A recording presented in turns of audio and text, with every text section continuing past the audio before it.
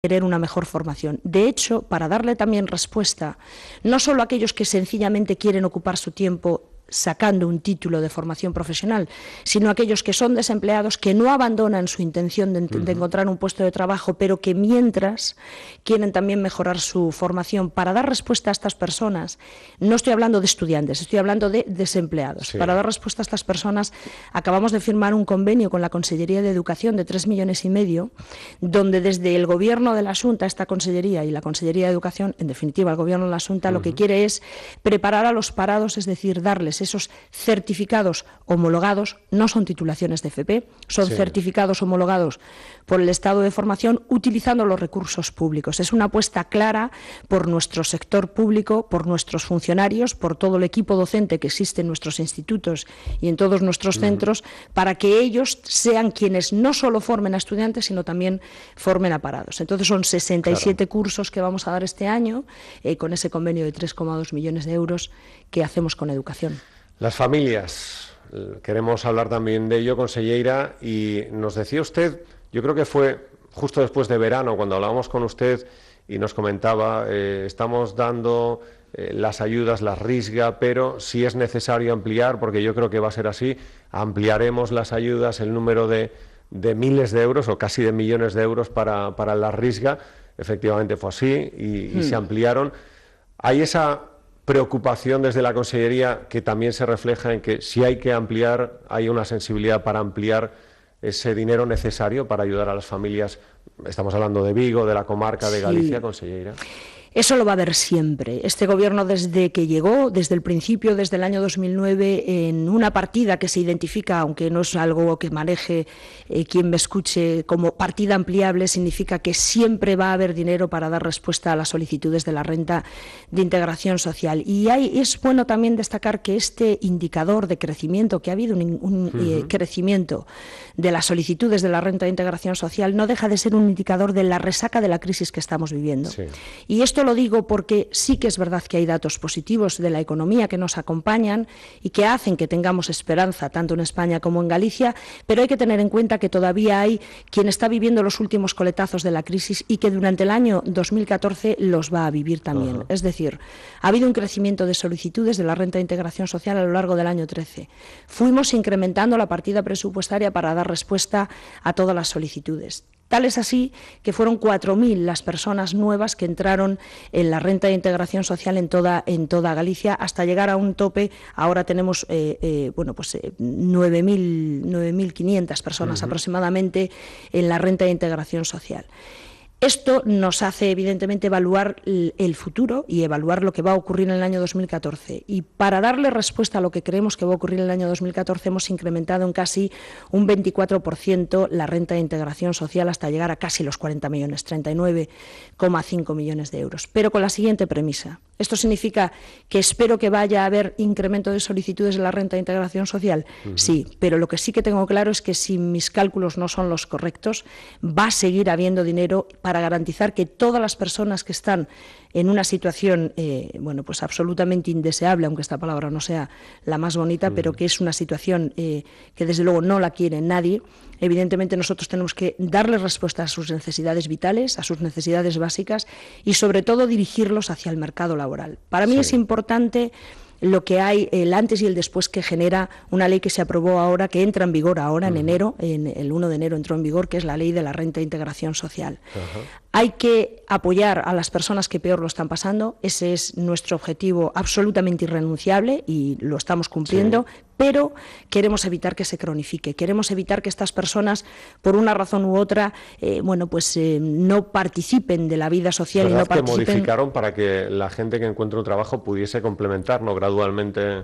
Es más, no solo para que se daba la disyuntiva con la renta de integración anterior, que le dabas a elegir a veces a las personas entre dejar la renta de integración social porque te ofrecían un trabajo de igual de 15 días nada más y decían que no, y realmente un trabajo de 15 días pues no deja de engrosar también tu currículum y tu capacidad y tu preparación, y por lo tanto pretendemos que nadie rechace un puesto de trabajo, aunque sea de jornada parcial, por el hecho de tener la renta de integración social y hacerla compatible, e incluso también pues firmar un acuerdo entre esta persona y la Xunta de Galicia conforme va a participar activamente de los itinerarios de formación o de orientación de cara al empleo. Es decir, evitar al máximo que estas personas se cronifiquen en esa situación, porque es una situación, insisto, bueno, pues no deseable para nadie y muchísimo menos para ningún gallego.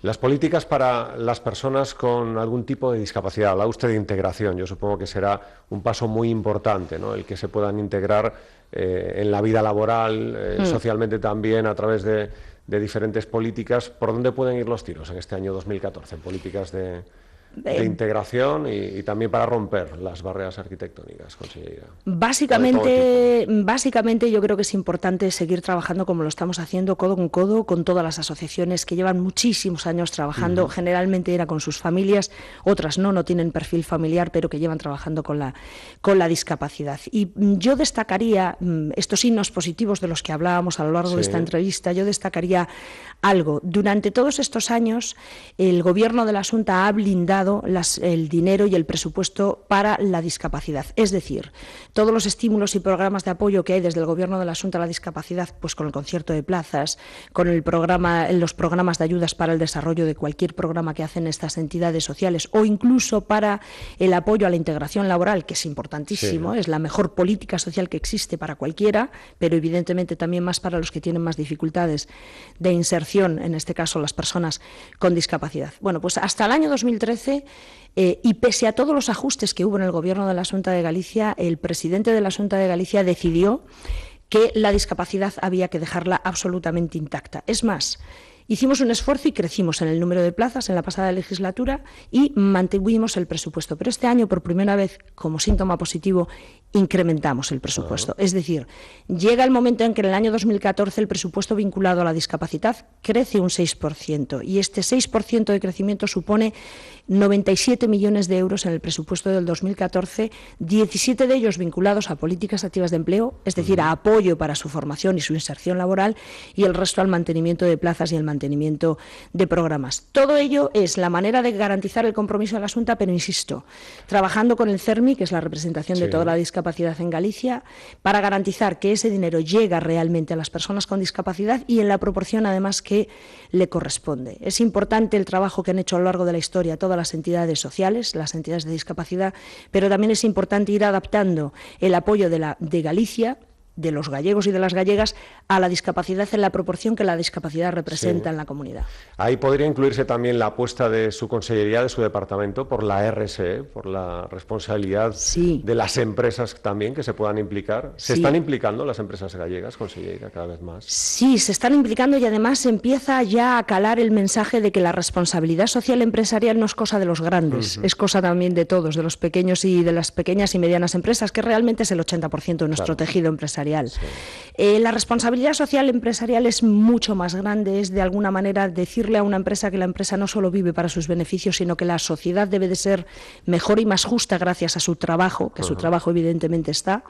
Y muchas empresas han sido conscientes de ellos y han trabajado en la igualdad, en la conciliación, han trabajado en medio ambiente, han trabajado en temas también de integración con la discapacidad. Recientemente fui testigo, que participé nada más que como testigo, de un convenio que firmaba un grupo de empresas nacional, Grupo Norte, pues con Down Galicia, donde apostaban firmemente por formar e integrar en este grupo de empresas personas con discapacidad. Bueno, pues es un gesto realmente también de responsabilidad social empresarial. Desde el Gobierno de la Xunta estamos intentando que esa conciencia cale en las pequeñas y medianas empresas, y para ello hemos creado un programa tutor que la verdad agradezco, y siempre que tengo la oportunidad así lo reconozco también, que 12 empresas grandes, 12 grandes empresas de nuestra comunidad, pues Gadis, Inditex, Grupo Calvo, bueno, debería mencionar a las 12, pero son 12 grandes empresas, han decidido tutorizar el programa de responsabilidad social empresarial de pequeñas y medianas empresas. Ha tenido bastante éxito, han participado, han ido de la mano por parejas, como digo yo, y este año seguiremos desarrollándolo.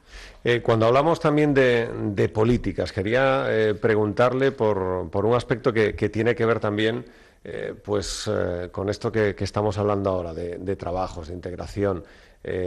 Dentro de su política, quiso ampliar la red de centros de día, quiso también ampliar, pues con esa colaboración, ya que hablaba de Inditex, para poder crear más escuelas infantiles o guarderías infantiles. Eso también se va a notar en los próximos meses, en los próximos años en la comarca, ya que nos está escuchando conselleira, en todo el área metropolitana futura. Ahí también su departamento prevé poder seguir invirtiendo. Sí, de hecho hay 3 escuelas ya planificadas en esta comarca, pero yo haría mención, si me lo permite, antes de hablar de las escuelas, porque no es una decisión así porque sí, ni siquiera obedece al hecho de que haya lista de espera como la hay en las grandes ciudades y en las áreas metropolitanas de niños de 0 a 3 años. Hay que tener en cuenta que esto obedece a una respuesta que queremos dar del Gobierno de la Xunta a un problema que tenemos, que es un problema que me esfuerzo y yo quiero que de alguna manera conseguir el apoyo de todo el mundo para concienciar que Galicia tiene un problema con su situación demográfica. Es un problema que probablemente no lo vivamos en primera persona los que estamos ahora aquí en este plató, igual tampoco nuestros hijos, pero sí nuestros nietos, y es que Galicia tiene un saldo demográfico negativo, y es que hay más personas mayores de 65 años que jóvenes. De hecho, por ejemplo, analizando los datos de la encuesta de población activa, pues se jubilaron y entraron en el mercado de la jubilación, por decirlo de alguna manera, 22.000 personas en el año 13, y sin embargo solo entraron, es decir, mayores de 16, 6.000. Claro, que se vayan 23 y que entren solo 6.000 es evidentemente un movimiento nada sostenible, y que desde el Gobierno de la Xunta nos pusimos al frente para hacer un plan de dinamización demográfica que lo primero pretende concienciar a la ciudadanía, a la sociedad en su conjunto, pero esto no es un problema de la Xunta, es un problema de todos, y de alguna manera intentar no solo poner medidas de las que somos competencia, sino evidentemente también estimular a que los agentes sociales, por ejemplo, apliquen también esas medidas pues en sus convenios laborales. Los agentes, me refiero a los empresarios y a los sindicatos. Y entre ellas, entre estas medidas, lo que tenemos claro es que la comunidad es muchísimo más amable y más agradable para las parejas y para las personas que deciden incluso unilateralmente tener un hijo, que también son muchas, si hay servicios.